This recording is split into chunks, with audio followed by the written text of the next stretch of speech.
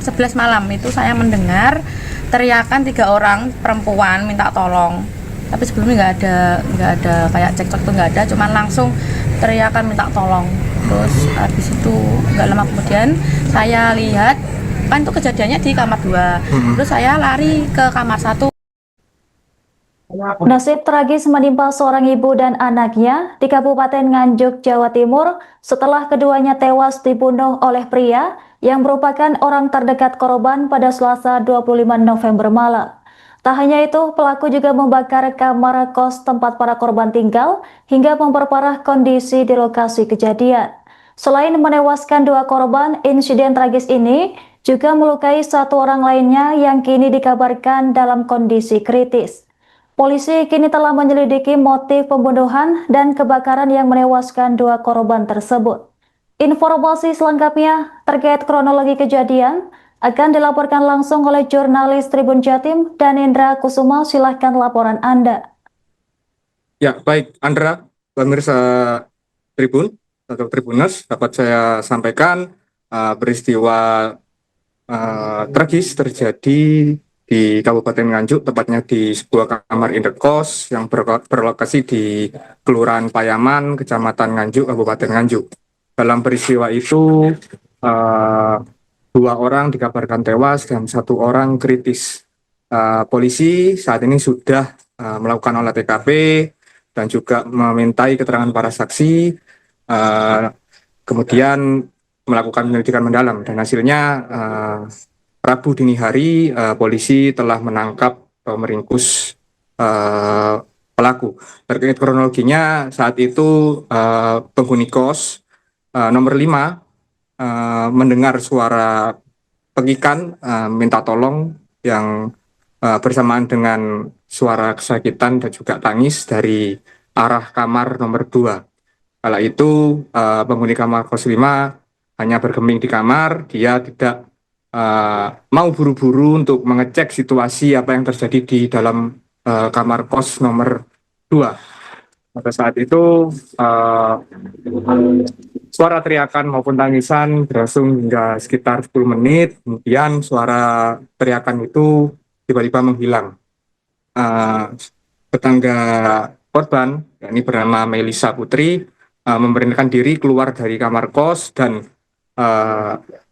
mengecek apa yang terjadi di kamar tersebut. Saat itu dia hendak mengetuk pintu, namun seorang laki-laki yang tidak dikenal keluar dari kamar nomor 2. Dia hanya menatap Melisa Putri dan juga ada salah satu penghuni kamar kos lain, yakni kamar kos nomor 1 juga ikut keluar kala itu. Kemudian tak lama pria tersebut kembali ke dalam rumah. Tak lama pria itu kembali lagi menghampiri Melisa Putri dengan membawa sebilah pisau yang sudah berlumuran darah, dan Melisa Putri juga melihat beberapa bagian pakaiannya juga terdapat bercak darah. Lalu pelaku itu menodongkan ke pisau itu ke Melisa Putri dan juga salah satu penghuni kamar kos, dan dia bilang atau mengancam untuk agar mereka tidak ikut campur urusan pelaku. Dan Melisa Putri sempat terpojok di tembok karena ada ancaman itu. Saksi pun ketakutan dan dia juga minta maaf. Setelahnya maksud saya pelaku membiarkan Melisa Putri dan juga satu penghuni kos lain untuk kembali ke kamar masing-masing untuk mengamankan diri. Tak lama Melisa Putri mendengar suara seperti orang menyiram di sisi kanan atau tepatnya di kamar kos nomor 2. Kemudian tak lama Melisa ini mencium bau menyengat bensin yang masuk ke kamarnya, dan tak lama api berkobar dari kamar kos nomor 2. Pelaku membakar perabotan, terutama sofa yang ada di dalam kos tersebut. Melisa kemudian keluar dan minta tolong pada penghuni kos lain dan juga para warga untuk bersama-sama berupaya memadamkan api yang membakar perabotan di dalam kos nomor 2. Selanjutnya setelah api padam, mereka melihat 3 korban tergeletak, 2 diantaranya berada di ruang tengah, 1 berada di kamar. Dari korban itu 2 meninggal dunia dan 1 kritis. Begitu. Baik, rekan Nanendra, bisa dilaporkan bagaimana hasil olah TKP yang dilakukan oleh pihak kepolisian untuk mengungkap motif insiden pembunuhan ini, lalu barang bukti apa saja yang berhasil diamankan?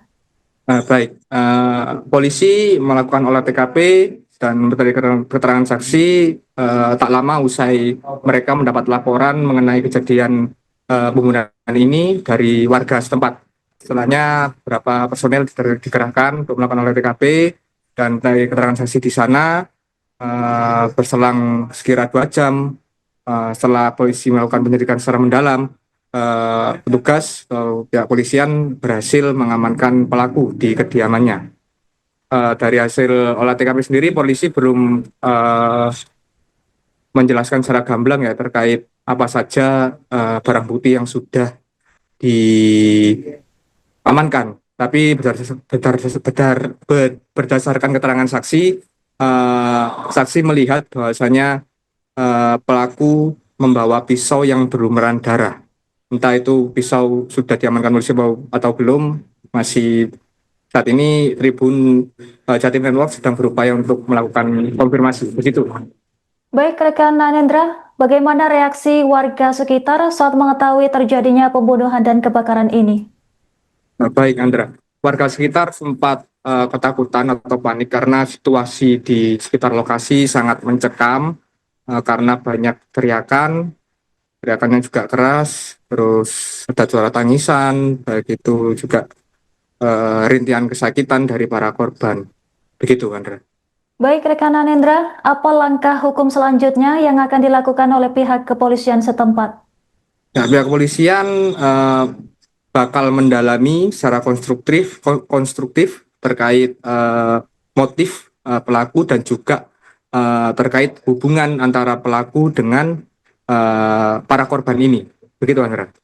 Baik, rekan Nanendra, terima kasih atas laporan Anda. Selamat bertugas kembali. Awalnya gimana Mbak ceritanya? Ceritanya sebelumnya jam 11 malam itu saya mendengar teriakan 3 orang perempuan minta tolong. Tapi sebelumnya nggak ada kayak cekcok tuh nggak ada, cuman langsung teriakan minta tolong. Terus habis itu nggak lama kemudian saya lihat kan itu kejadiannya di kamar 2. Terus saya lari ke kamar 1 karena di situ ada Mbak yang juga keluar waktu itu. Terus saya tanya, Mbak ada apa? Mbak ini minta tolong, ini ada apa? Terus udah lama kemudian si pelaku keluar, terus balik lagi kamar, terus balik lagi dengan keadaan membawa senjata yang sudah berlumur darah dan seluruh badannya sudah berlumur darah. Terus menodong saya dan Mbak di kamar 1, disuruh masuk ke kamar masing-masing. Waktu itu dia bilang apa Mbak? Waktu itu Mengancam dia apa? bilang ngancam, disuruh masuk semua, tolong mlebu kabeh gitu. Terus waktu itu yang pertama Mbaknya langsung lari masuk ke kamar, kembali kamar, balik kunci lagi. Terus saya waktu itu belum sempat bisa lari, melarikan diri. Jadi saya sempat terpojokkan sama pelakunya, terus sempat ngomong minta maaf, saya maksudnya di sini saya nggak ikut-ikut. Terus saya alhamdulillahnya masih bisa melarikan diri. Ya. Pak itu memang sudah lama tinggal di situ? Untuk korbannya katanya udah lama, cuman untuk pelakunya kan baru tahu itu, baru ketemu juga sekali itu. Ya. Cuman tinggal di situ juga pelakunya? Dengar-dengar terakhir, ya. Itu satu keluarga ya, Mbak ya? Iya, Bertiga satu itu ya? keluarga. Itu korbannya ibu dan juga anak. Sebelum kabur, pelaku ini sempat membakar perabotan di Ya, dalam setelah kos. saya kembali ke kamar, saya sembunyi. Terus nggak lama kemudian mendengar kayak percikan-percikan lagi Nyiram gitu ya? nyiram bensin.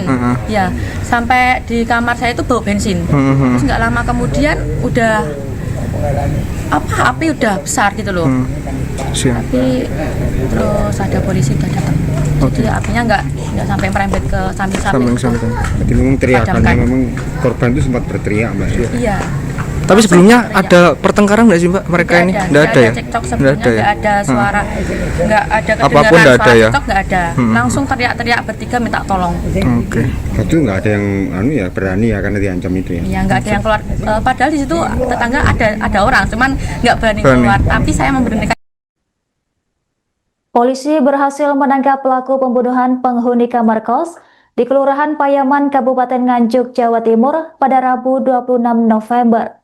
Pelaku berinisial DS berusia 30 tahun, warga Desa Jogomerto, Kecamatan Tanjung Anom, Nganjuk, diringkus oleh personel Satreskrim di rumahnya pada dini hari. Kasus ini terungkap setelah polisi menerima laporan dari warga sekitar terkait dugaan pembunuhan di indekos tersebut. Saat pengecekan lokasi, 2 korban ditemukan tewas dengan sejumlah luka tusuk, yaitu sang ibu bernama Elvi Nurhayati berusia 41 tahun dan anaknya bernama Elinda Jelsa. Sementara itu, 1 korban lainnya berinisial ED 18 tahun dikabarkan kritis dan dilarikan ke Rumah Sakit Bayangkara Nganjuk. Selain itu, pelaku juga membakar kamar kos yang ditinggali korban hingga membuat suasana semakin mencekam. Ketiga korban diketahui merupakan satu keluarga, ibu dan 2 anak perempuan warga Kecamatan Purwasri, Kabupaten Kediri. Dari pemeriksaan awal, polisi mengidentifikasi motif sementara berupa rasa sakit hati. Namun, tim penyidik masih mendalami hubungan lebih lanjut antara tersangka dan para korban. Adapun video yang beredar di media sosial memperlihatkan warga berjibaku memadamkan api di kamar kos korban. Dalam rekaman video, pengunggah menuliskan bahwa pelaku pembunuh dengan menusuk dan membakar 3 korban. Aparat kepolisian menegaskan bahwa tim langsung bergerak melakukan penyelidikan begitu menerima laporan dari warga sekitar. Sementara itu, kronologi awal menunjukkan pembunuhan terjadi di kamar indekos yang sama memicu kepanikan warga sekitar. Petugas terus mendalami kemungkinan adanya korban atau saksi lain yang terlibat. Penanganan lokasi kejadian melibatkan pemadaman api dan pengamanan TKP oleh aparat setempat. Ojo.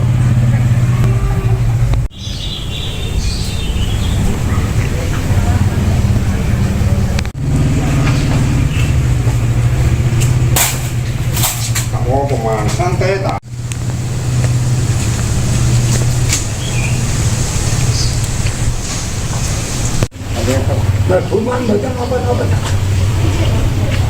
Download Tribun X sekarang, menghadirkan lokal menjadi Indonesia.